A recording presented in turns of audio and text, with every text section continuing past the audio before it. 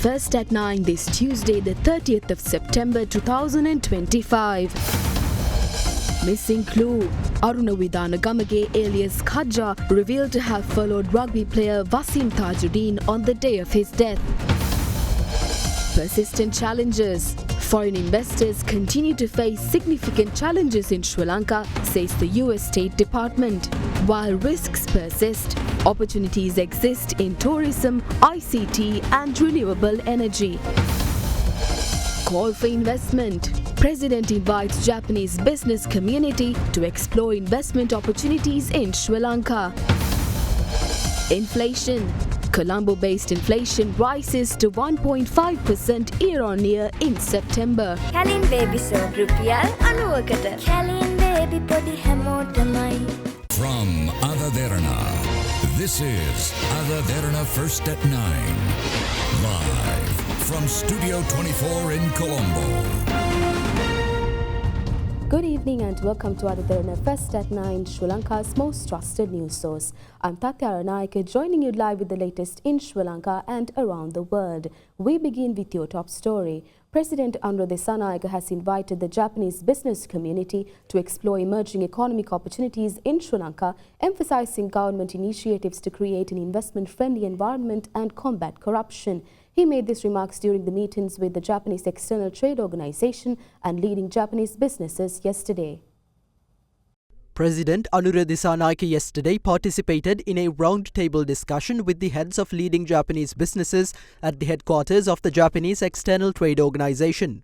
During discussions, President Dissanayake highlighted new investment opportunities in Sri Lanka and outlined measures taken to foster an investment-friendly environment, including efforts to eliminate fraud and corruption. Following the roundtable, the President also participated in the Japan-Sri Lanka Business Forum, also held at the JETRO headquarters. The event was attended by nearly 200 senior members of Japan's business community. Addressing the forum, Chief Advisor to the President on Digital Economy, Dr. Hans Vijayasuriya, outlined the Sri Lankan government's strategic priorities for the national digitalization process. He highlighted growth opportunities in areas such as digital transformation and artificial intelligence, with a particular focus on positioning Sri Lanka as a regional hub for data center development. In addition, the Sri Lanka Board of Investment presented key sectors prioritized for Japanese investment, including manufacturing, information and communication technology, renewable energy and tourism. On the sidelines of the forum, President Dissanayake held discussions with JETRO Chairman Norihiko Ishiguro, who pledged to act as a bridge between the business communities of the two countries. President Dissanayake also met with Japanese Finance Minister Kato Katsunobu in Tokyo. The discussions focused on strengthening trade, investment and economic cooperation between the two countries, with particular emphasis on ongoing and upcoming projects supported through Japanese aid and JICA assistance. Additionally, President Dissanayake held discussions with Japanese Defence Minister D.M. Nakatani, where talks centred on the long-standing friendship between Sri Lanka and Japan, regional security and ways to further strengthen existing cooperation in defence and security matters.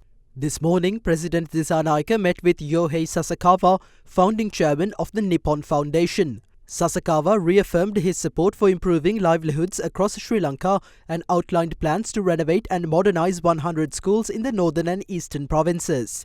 President Dissanayake also met with Dr. Tanaka Akihiko, president of the Japan International Cooperation Agency. Dr. Tanaka highlighted the importance of developing the private sector, industry and agriculture for sustainable economic progress and noted that the Bandaranaike International Airport development project will resume soon. Sri Lankan representatives requested support for the digital economy, including artificial intelligence research facilities and an AI neural center. The grant agreement for the project for the enhancement of productivity in the dairy sector was also signed during the meeting. ඔයාගේ හීන ලන්තයට අපිත් එක්ක යන්න අදම සනස life එක ඉන්ෂුවර් වෙන්න. The wife of Aruna Vidanagamage alias Khadja, who was killed in Middenia, has revealed that her husband was present in the suspicious vehicle, which was followed by rugby player Wasim Tajuddin on the day of his death in 2012. Meanwhile, police today discovered a bag containing 10 hand grenades abandoned beside a road in Modara.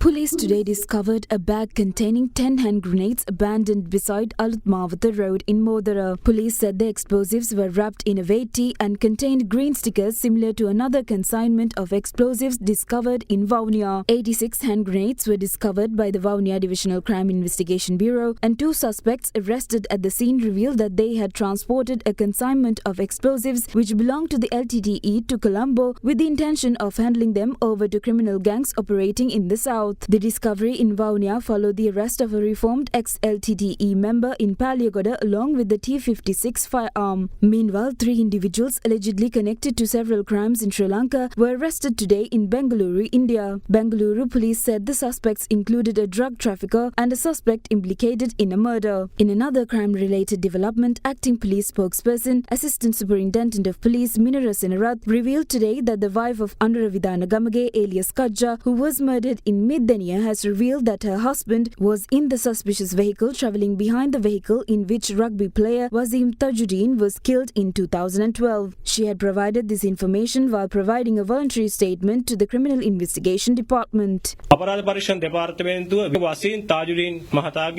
the review of CCTV footage showing Tajuddin's movements, it was observed that he stopped to purchase a water bottle at a store in Havelock City. At the same time, a suspicious vehicle with an unidentified individual was seen following his vehicle. This individual was not immediately recognized by the police. Meanwhile, investigations regarding Bako Saman revealed that he is directly connected to the murder of Arunavidana Gamage alias Kajja. Kajja's wife also informed the CID that Bako Saman is directly linked to her husband's murder. She further stated that during a YouTube interview in 2023, Kajja had revealed details about the murder of Wasim Tajuddin, which subsequently led to numerous threats against his life. Subsequently, CID officials showed her the CCTV footage of the suspicious vehicle and the individuals following Tajuddin's vehicle. Based on the action of this individual in the footage, she confirmed that the person was her husband, Arunavidana Gamage, also known as Kajja.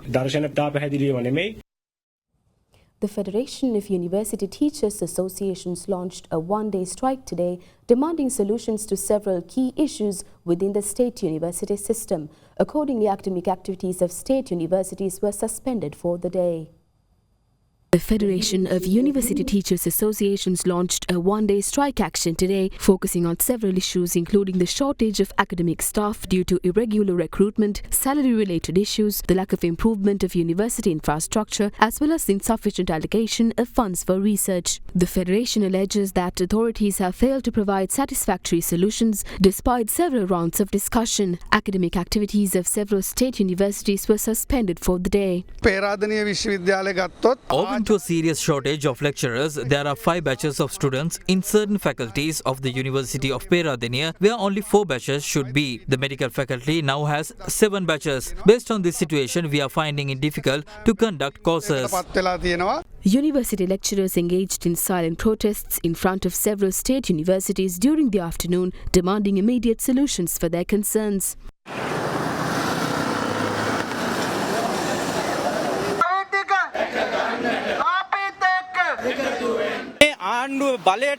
This government came into power promising to prioritize education and health. However, the government is now completely ignoring the education sector. We handed over a letter to the President after not receiving a solution to this issue, despite discussions being held with several parties, including the Prime Minister, who is also the Minister of Education, as well as the Deputy Minister of the Finance Ministry. 1 month has passed since the submission of that letter, but we have not been informed of any discussions. If the government fails to provide us with solutions from this point on, we will definitely resort to severe trade union action in response. 12,000 lecturers are required to educate 150,000 students. However, today only 5,000 to 6,000 lecturers are in service. Those lecturers are also disappointed over being demoted and over the suspension of allowances. We'd like to question the government: if a thriving nation does not need universities, shouldn't university community have beautiful lives? In the meantime, the Inter-University Students' Federation staged a protest in front of the University Grants Commission today, demanding the immediate withdrawal of the suspensions which they claim were arbitrarily imposed on student activists, and the abolishment of the military rule enforced at the Institute of Technology at the University of Moratuwa.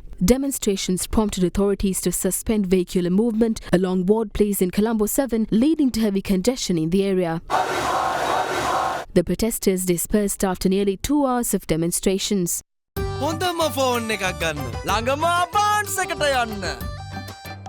The World Education Fair 2025. Entrance free. Register now. Prime Minister Dr. Harini Amarasuriya highlights the importance of strengthening and further developing Sri Lanka's vocational training institutes. Addressing an event in Colombo today, the Prime Minister also revealed plans to include vocational training within the school curriculum.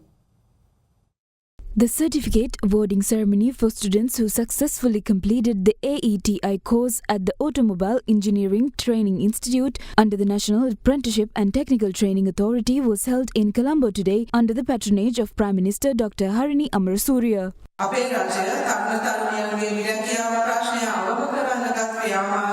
Paying more attention to vocational education is a step taken by the government to address the existing shortage of jobs. We aspire to include vocational education within the school syllabus itself as part of future education reforms to bring about the expected educational transformation in Sri Lanka. We must strengthen and develop vocational training institutes to align with the demands of the job market. On the other hand, economic growth is also crucial. This is because jobs are generated through economic growth. We expect to build a younger generation capable of undertaking vocational training willingly based on awareness. There are numerous institutions providing vocational training in Sri Lanka. They can be government institutes or private institutions. However, we lack supervision on whether proper training is provided through these institutions and the rate at which the students of these institutions are directed to employment opportunities. We wish to avoid such situations, increase the quality of all institutions and build a structure that takes accountability for the quality of education. We will also strengthen such existing frameworks. The Western Province Road Passenger Transport Authority announced that starting tomorrow, it will be mandatory for passengers to issue tickets and for all passengers to obtain them when travelling on buses operating within the province. In a separate development, the National Transport Medical Institute in Nugegoda has commenced the issuance of temporary driving licenses starting today.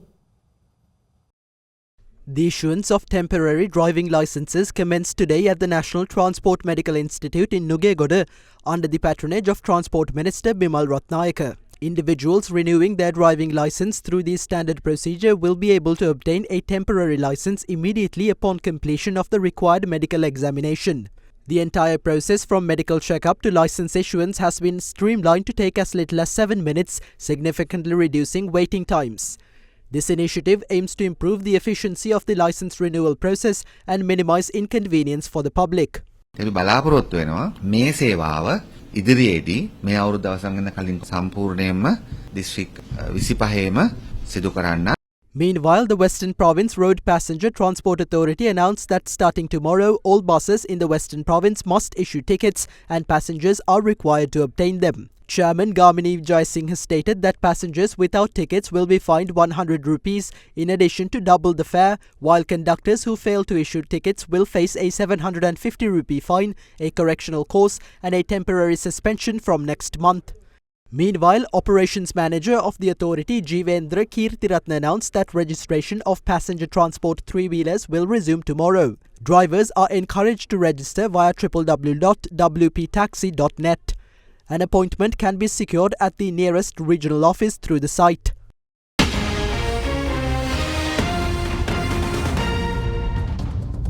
Welcome back to First at 9. Now taking you to more local news, Deputy Minister Mahinda Jayasinghe clarifies that the proposed amendments to the Penal Code aimed at preventing child abuse will not restrict teachers from disciplining school children. This comes as teachers' unions warn that the proposed legislation could lead to significant social challenges. On the 24th September, the government presented a bill in Parliament to amend the Penal Code targeting child abuse. The proposed changes focus on Section 308, which addresses corporal punishment of children. Under the proposed law, a conviction may result in imprisonment for up to 6 months, a fine up to 100,000 rupees or both. While the bill has been debated in Parliament, its passage has been postponed to allow proposed amendments. However, teachers' associations expressed concerns over the bill, calling the move an impediment impending social disaster. The associations call on the government to release a circular clarifying the punishments that can be dispensed in case of misbehaviour. Against this backdrop, Deputy Minister of Labour Mahinda Jayasinghe clarified the amendments are intended to prevent child abuse and are not aimed at parents or school teachers. Physical punishment is not necessary to discipline children as there are alternative methods available. For instance, if a child has grown out their hair beyond school disciplinary standards, it should not be cut. Instead, the matter can be referred to the parents. However, this bill does not restrict teachers or principals from disciplining or educating children appropriately. The chief prelates of the three Buddhist sects emphasized that proposed legislation outlawing corporal punishment against children as well as government initiatives to promote tourism based on the LGBTQ identity could undermine cultural values and give rise to serious social catastrophes. In a statement, the chief prelates expressed deep dissatisfaction with what they described as government efforts to introduce laws and practices driven by narrow objectives and aimed at fulfilling the demands of a small group while disregarding the role of social institutions and the nation's moral identity. The statement also noted that the traditional roles of parents and teachers in instilling discipline and nurturing a virtuous younger generation have been undermined. The chief prelates urged the president to give this matter his urgent attention and take necessary measures to prevent what they describe as unethical and immoral actions. Opposition leader Sajith Premadasa urges the enactment of laws that protect children's rights and equip parents and teachers with appropriate tools to guide and correct behavior. Speaking at a recent public meeting, Premadasa emphasized that future legislation should clearly delineate the boundaries and scope of such laws. A public meeting was held recently in Mihintale, chaired by opposition leader Sajith Premadasa as part of the opposition leaders' mobile service program. Recent amendments to the law have officially prohibited corporal punishment, which parents and teachers often use to discipline children. Those with liberal perspectives criticize such disciplinary practices, labeling them as violations of human rights. Traditionally, some have argued that certain corrective measures may be necessary when children misbehave. Should parents and teachers simply stand by as children go astray, or is it their responsibility to guide them back onto the right path? What exactly are the duties and responsibilities of parents and teachers in this context? This issue has sparked considerable debate, which is one of the reasons the government chose not to put this bill to a vote in Parliament. It is essential that we continue to engage in extensive discussions on this matter. Such debates must aim to strike a balance, safeguarding the rights of children while also providing parents and teachers with reasonable tools to guide and correct behavior. In my view, it is crucial that future legislation clearly defines these boundaries and scenarios. Leader of the Sarvajana Balaya MP Dilip Jayavira claims that the Sarvajana Sabhas being established by the party are not meant merely to gather crowds for political events, but to empower people to support themselves without relying on political aid. He made this statement at an event in Colombo today. The presentation of appointment letters to the Sarvajana Balaya's regional managers of Colombo district local government institutions was held today at the party headquarters.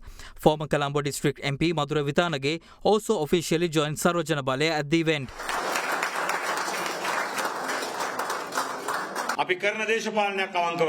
We must conduct our politics with honesty. We must be able to be proud of ourselves. We must be able to say that everything we said was true. That honest political force is Sarvajana Sabha. It is a mechanism that helps people in every possible way, not one that deceives them. It is not a mechanism that merely provides subsidies. It is not a mechanism to gather crowds for events. We must bring people to a level where they can say, we will hire the bus and pay for the fuel ourselves to attend the May Day rally.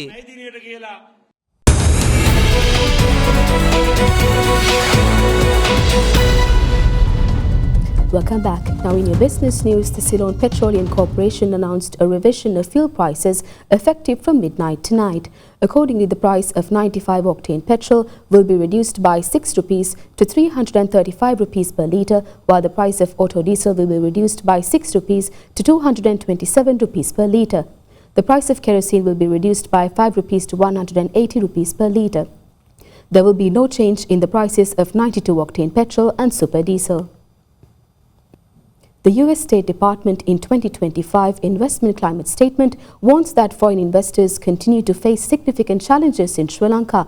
While GDP growth was 5% in 2024, exceeding expectations, the report notes that the new government's institutional capacity to foster an open investment environment remains limited despite positive rhetoric. According to the 2025 investment climate statement by the US Department of State, Sri Lanka's regulatory unpredictability, bureaucratic delays and corruption, particularly in public procurement, remain persistent obstacles to attracting foreign direct investment. The report notes that weak contract enforcement, outdated laws and rigid labor regulations further complicate the business environment while state-owned enterprises continue to strain public finances. Land acquisition is tightly restricted for foreigners and certain strategic sectors including banking, air transport, coastal fishing and lotteries face foreign ownership caps or outright prohibitions. Intellectual property enforcement remained inconsistent with piracy and counterfeit products prevalent in some industries. Skilled labor shortages and high levels of informal employment add additional operational challenges for both domestic and foreign firms. However, the report also points out that Sri Lanka has shown signs of economic recovery, highlighting that the GDP grew 5% in 2024, exceeding expectations, and political stability has strengthened under the current government. The government's commitment to the $3 billion IMF Extended Fund Facility Program has reassured investors, though ideological concerns persist. Foreign direct investment remain modest, with most transactions ranging from $3 to $5 million. While challenges remain, the report emphasizes opportunities for investors willing to navigate Sri Lanka's regulatory and operational complexities, particularly in tourism, ICT, renewable energy and infrastructure projects supported by international development financing. The rate of inflation as measured by the Colombo Consumer Price Index rose to 1.5% year-on-year in September 2025, up from 1.2% in August. Food inflation rose to 2.9% in September compared to 2.0% in August, while non-food inflation edged down slightly to 0.7% from 0.8%. The CCPI now stands at 193.7 index points, a 0.4 point increase from last month. Gold edged to a fresh record high of $3,839 and 52 cents an ounce today, driven by fears of a possible U.S. government shutdown that could cloud the Federal Reserve's policy outlook. Investors worry that the lack of key economic data may affect the Fed's next interest rate decision. Bullion has surged over 4.5% this year, supported by strong central bank demand and renewed rate cuts. Holdings in gold-backed ETFs are at their highest since 2022. Meanwhile, silver is up 6.2% year-to-date, steady at $46.94 an ounce as of today, and platinum is flat at $1,604.27 after hitting a 12-year high. Gains in both metals stem from persistent supply shortages. The Colombo Bourse closed in positive territory today as a result of price gains in counters such as diesel and motor engineering and Ceylon cold stores. The benchmark ASPI gained 102.30 points to close at 21,777, 0.60 points, while the more liquid S&P Sri Lanka 20 gained 7.32 points to end the day at 6,126.53 points. Market turnover was 6.27 billion rupees. Foreign participation in market activity remained at subdued levels, with foreigners closing as net sellers, with foreign sales worth 362 million rupees. And with that, we wrap up tonight's edition of Other Derana First at 9. Thank you. Have a great night.